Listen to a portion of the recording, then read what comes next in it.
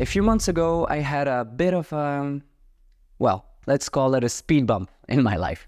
I ruptured my Achilles tendon. It sucks. This is actually one of the worst injuries an athlete can get. It was one of those moments where life kinda hits you with a pause button you didn't ask for, and you didn't know you needed. But I wasn't about to let that keep me down.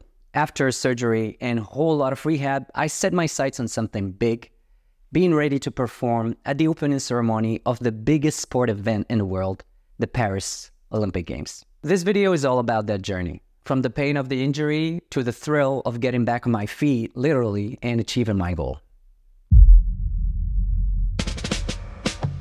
I was shooting a commercial for a fashion brand. We spent an hour filming tricks and some longboard dancing, when all of a sudden, my board slipped. I pushed on my left leg to jump and catch it, and then... Yep, that's it. That's the moment where my tendon broke. But you heard that sound? It is actually the sound effect I've found that is the closest to what I've actually heard in that moment. Obviously, I knew something was wrong, but I didn't understand the gravity of the injury yet, since I could still limp. Strangely, it wasn't too painful, so I decided to finish the shooting as we had only lifestyle shots to get. Shortly after, I went straight to hospital to get an MRI and see what's going on with my heel. Well, I was a bit expecting it. My Achilles tendon was completely ruptured. The surgeon was very clear. I had to have the surgery to limit the risk of it breaking again. After getting the surgery, I had to stay a few hours in the hospital to get rid of the post-anesthesia effects. And then, the homie Axel came back to drive me home with a little post-surgery treat. Thank you, Val.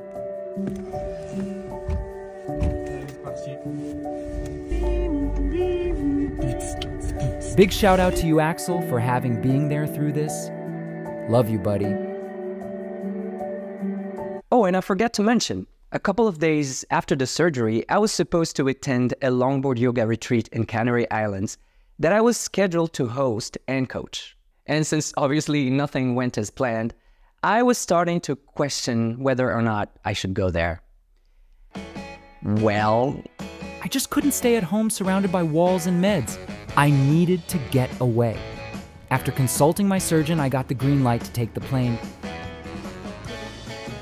By the way, special assistance in airports is a lifesaver. Once I arrived to the retreat villa, my friend surprised me with a pretty convenient machine. The best solution to be able to get around. And especially be able to follow our guests during our longboard workshops throughout the week.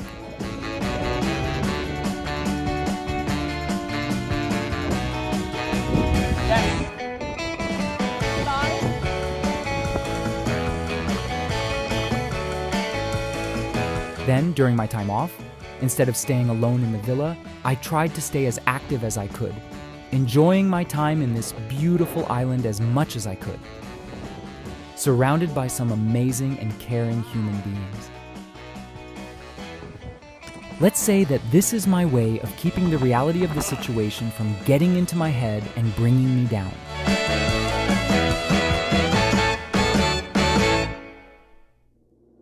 Once I got back home, it was time to start physical rehab. I couldn't do much since it was too early for advanced exercises, but I had to stay active to get my floppy muscles back on track as soon as possible. And of course, avoiding at all costs to stay home alone and undergoing the situation.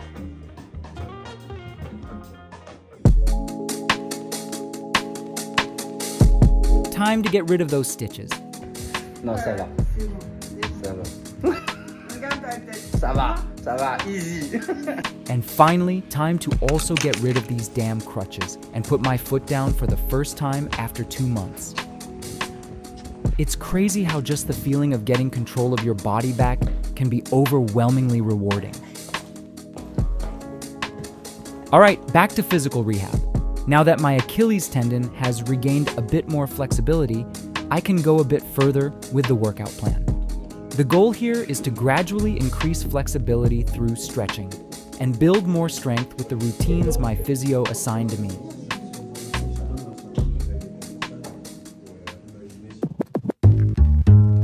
Well, what about work, would you ask me? How did you manage to stay professionally active?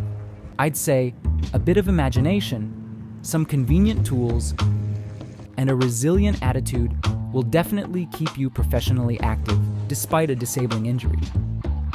No excuses. It's weird. I thought that during this long period of recovery, I'd feel down, not feel like doing anything, that I'd stay home waiting for all this to end. But I actually realized that keeping a goal in my head, surrounding myself with friends, and accepting the fact that I'm gonna live the next couple of months with physical restrictions helped me slow things down, enjoy every second of this slow life. Don't get me wrong, this slow pace is new to me. I never settle. I'm always here and there doing stuff. But this felt so good. Time is ticking, and I'm just 45 days away from performing at the biggest sporting event of my life. Let's get back to work.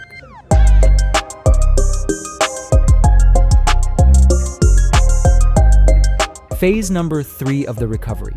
Focus the workouts on getting that damn tendon stronger to be able to handle longboard dancing moves and freestyle tricks. Believe it or not, surfing was actually a part of my recovery process. It wasn't a recommendation from my surgeon or physio, but I felt that surfing would help work on my foot proprioception. And it absolutely did. I knew that I needed to be extra careful though, especially when the tide is low. Also, I decided to start surfing a bit earlier than the recovery schedule recommended because it's an important part of my mental therapy during this psychologically tough period. Time to go to Paris and start rehearsing for the Olympics opening ceremony. First stop, picking up my accreditation. Then off to meet the team.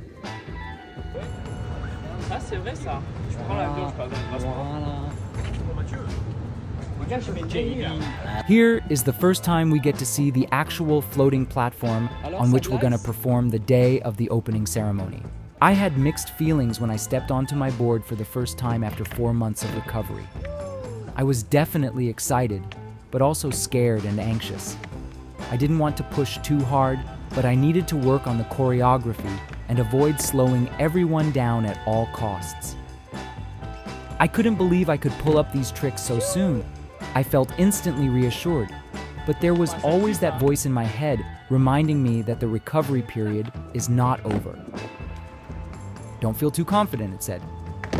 Stay in control. Crazy how time flies. We are already only 3 days away from the event. There was no place for stress or anxiety.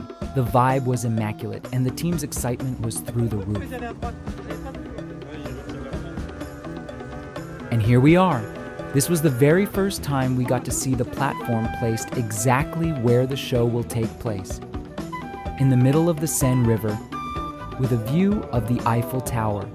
There were no protections on the edges that could prevent the board from going straight into the river, so I definitely wasn't too comfortable skating up there.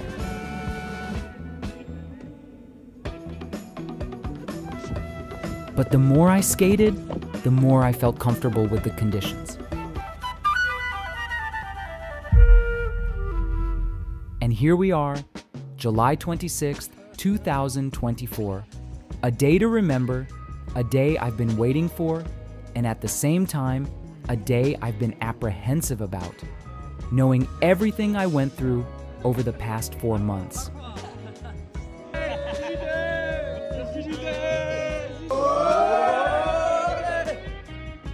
Despite many factors that could have disrupted our focus and emotions, such as pouring rain, a floating and moving platform, and performing in front of 1.5 billion viewers around the world, each and every team member kept their spirits high and made sure to enjoy every second of this once-in-a-lifetime experience. What a ride. Life throws curveballs, and sometimes it feels like the world's crashing down. But trust me, things do get better. No matter how bad the situation seems, there is always a reason behind it, even if we can't see it right away. You just have to believe in the process, surround yourselves with your people, keep hope alive, and stay determined. Don't let the obstacles life throws your way bring you down.